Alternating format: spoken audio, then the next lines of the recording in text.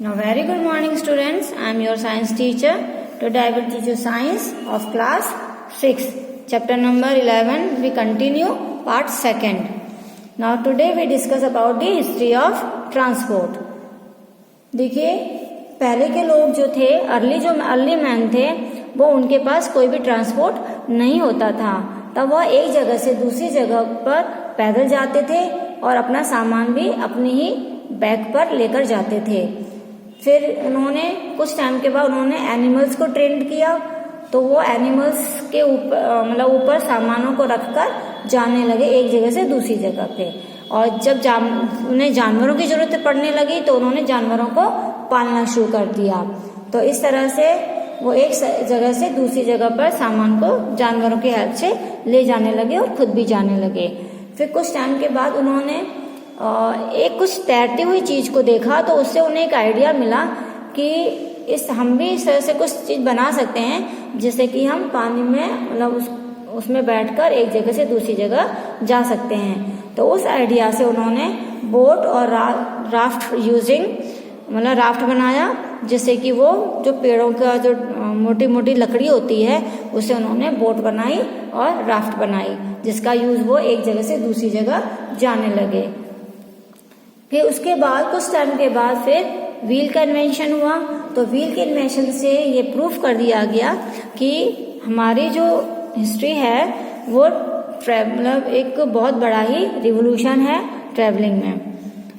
उसके बाद जब कंटिन्यूअस चेंजेस होते गए तो व्हील का इन्वेंशन हुआ, तो व्हील के इन्वेंशन में ही हम और चेंज होते गए। तो चेंज होते होते जो हमारा ये ट्रांसपोर्ट है व्हील का, वो इतना क्विकर, इजियर और मोर कंफर्टेबल बनने लगा, क्योंकि व्हील्स बहुत सारे अब व्हीकल्स में यूज करने लगे, जैसे कि हम बहुत जल्दी ही एक जगह से दूसरी जगह पहुंच जाते हैं। इजी भी हो गया और मोर कंफर्टेबल हो गया। इसी तरह से उस बाद ट्रेन्स और मोबाइल्स भी एक जगह से दूसरी जगह लोगों को ले जाने लगे। ट्रेन का इन्वेंशन हुआ, ट्रेन बनाई गई, जैसे कि इसमें पीपल और गुड्स दोनों ही चीजों को एक जगह से दूसरी जगह ले जाया जाने लगा। और उससे हमारे ट्रैवलिंग में जो हमारा टाइम लगता था वो भी बचने लगा। इसके बाद 1903 में राइट ब्रदर्स ने एक एरोप्लेन का इन्वेंशन किया, जिससे कि उस इन्वेंशन से उन्होंने सबसे ज़्यादा डिस्टेंस को सबसे कम टाइम में कवर करने के लिए उन्होंने इसका इन्वेंशन किया और उसे प्रूफ किया गया, जिससे कि एरोप्लेन से हम कम टाइम में बहुत ज़्यादा दूरी तय कर सकते हैं। अब मॉडर्न टाइम्स अब और ज़्यादा हमारा डेवलप होता गया, तो डेवलप होते होते अब ट्रांसपोर्ट हमारा इतना इजी हो गया है कि जो मशीनें बनने लगी हैं, जिसने ट्रांसपोर्ट को पूरी तरह से चेंज कर दिया है। जैसे अब मेट्रो बन गई है, नई नई कारें आ गई हैं, बहुत सारी नई नई व्हीकल्स हैं जो इन्वेंशन हो गए हैं, जो हमारे ट्रैवलिंग को बहुत इजी बना दिया है। इसके बाद है हमारा मोशन। ये था हमारा वो। अब देखिए मोशन क्या होता है।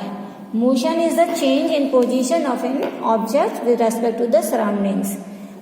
किसी भी ऑब्जेक्ट्स की पोजीशन में जो चेंजेस होता है हमारे आसपास के माहौल पर, तो उसे ही हम मोशन कहते हैं। Rest and motion.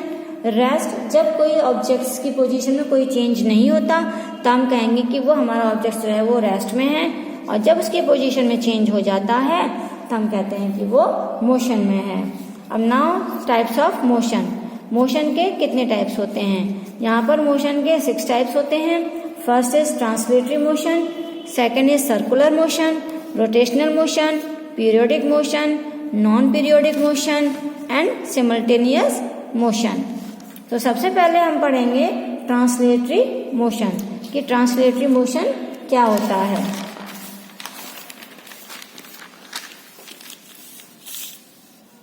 देखिए ट्रांसलेटरी मोशन वो होता है जिसमें पूरी बॉडी ही एक जगह से दूसरी जगह जब जाती है तो पूरी बॉडी ही मूव करती है और एक ही समय पर एक साथ सेम डिस्टेंस में वो मूव करती है। जैसे एग्जाम्पल है फॉलिंग ऑफ एन एप्पल, जैसे कि एप्पल पेड़ से नीचे गिरता है तो वो पूरा एप्पल ही एक साथ एक ही डायरेक्शन में नीचे गिरता है। या फिर मोशन ऑफ अ कार, जैसे कार हमारी चल कर कहीं जा रही है तो जो कार का मोशन होता है वो हमारा ट्रांसलेटरी मोशन होता है। और ट्रांसलेटरी मोशन हमारे 3 टाइप्स के होते हैं, रेक्टिलिनियर मोशन, कर्विलिनियर मोशन और रैंडम मोशन। तो सबसे पहले है हमारा रेक्टिलिनियर मोशन। रेक्टिलिनियर मोशन वो मोशन होता है जिसमें ऑब्जेक्ट एक स्ट्रेट लाइन में ही मूव करता है, उसे हम रेक्टिलिनियर मोशन कहते हैं या फिर लीनियर मोशन कहते हैं। जैसे एग्जाम्पल आपने देखा होगा कि आर्मी में जो सोल्जर्स होते हैं वो बिल्कुल एक स्ट्रेट लाइन में ही मूव करते हैं, कहीं भी जाएंगे तो वो एक साथ लाइन में ही मूव करते हैं स्ट्रेट लाइन में। या फिर जैसे एक गन होती है, गन में से बंदूक निकलती है, उसकी जो बुलेट निकलती है, बुलेट बिल्कुल स्ट्रेट जाती है। तो इस तरह से जो मूवमेंट होता है ये हमारा रेक्टिलिनियर मोशन होता है। Now second is curvilinear motion.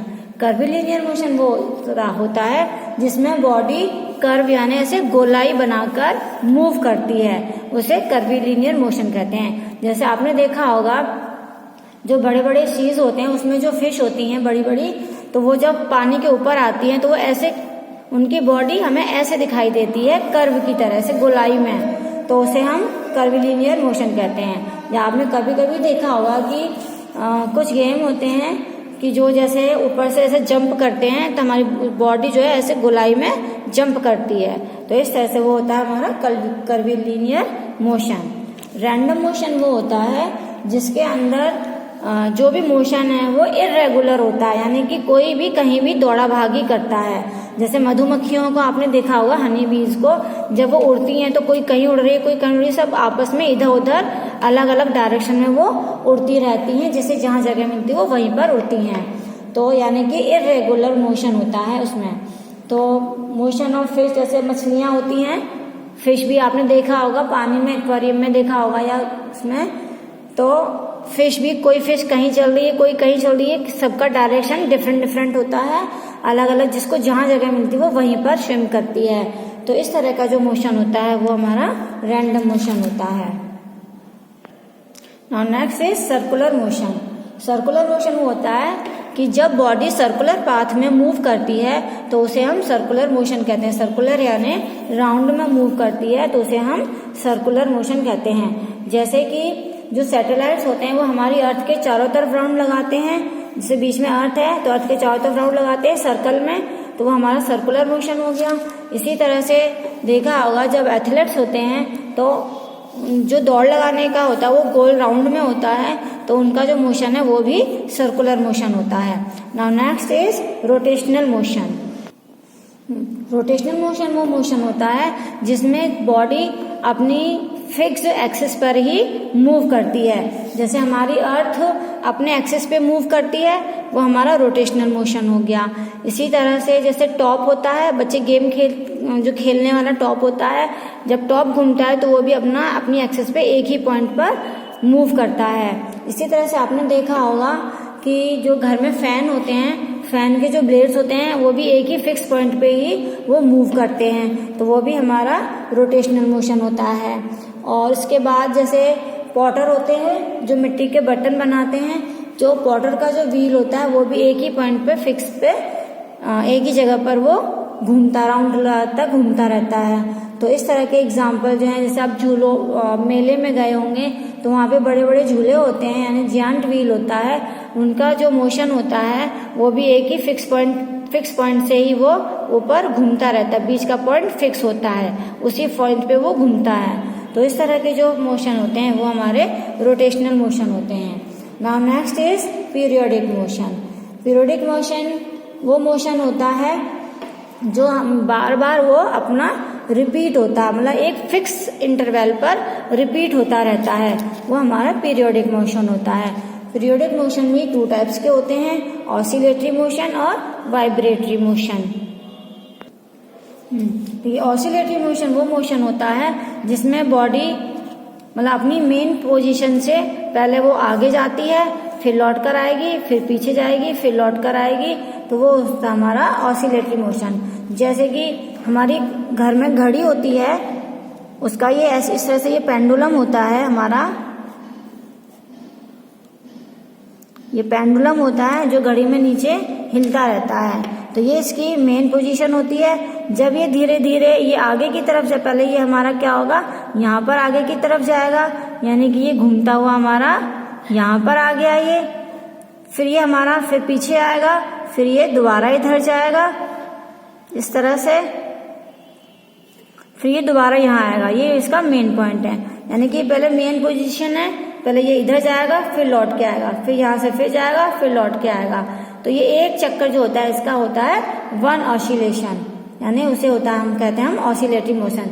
इसी तरह से जैसे आप झूला झूलते हैं तो झूला भी इसी तरह से होता है। वो पहले वो बीच की पोजीशन होती है, पहले वो पीछे जाता है, फिर लौट के आता है, फिर आगे जाता है, फिर लौट के आता है। तो इस तरह से इनके जो मोशन होते हैं वो होते हैं हमारे ऑसिलेटरी मोशन। सेकेंड है हमारा वाइब्रेटरी मोशन। वाइब्रेटरी मोशन वो होता है जिसमें स्मॉल और रैपिड मूवमेंट होता है, यानी कि छोटा और बड़ी तेजी से मूवमेंट होता है। वो चीज़ हमारी वाइब्रेट होने लगती है तो वो हमारा वाइब्रेशन मोशन होता है। जैसे कि म्यूजिक इंस्ट्रूमेंट होते हैं, जब म्यूजिक इंस्ट्रूमेंट्स को जब हम उसके जो तार होते हैं जब वो हिलते हैं मूवमेंट, तो उनका डिस्प्लेसमेंट कम होता है, लेकिन वो म्यूजिकल इंस्ट्रूमेंट में वो हिलने लगते हैं। जैसे सितार है, गिटार है, जो स्ट्रिंग होती हैं उसमें वो वाइब्रेट होती हैं, और इस तरह से जो हम कहेंगे वो वाइब्रेटरी मोशन होता है। उसके बाद है हमारा non periodic motion. We will discuss in third videos, in third part. So thank you. Have a nice day.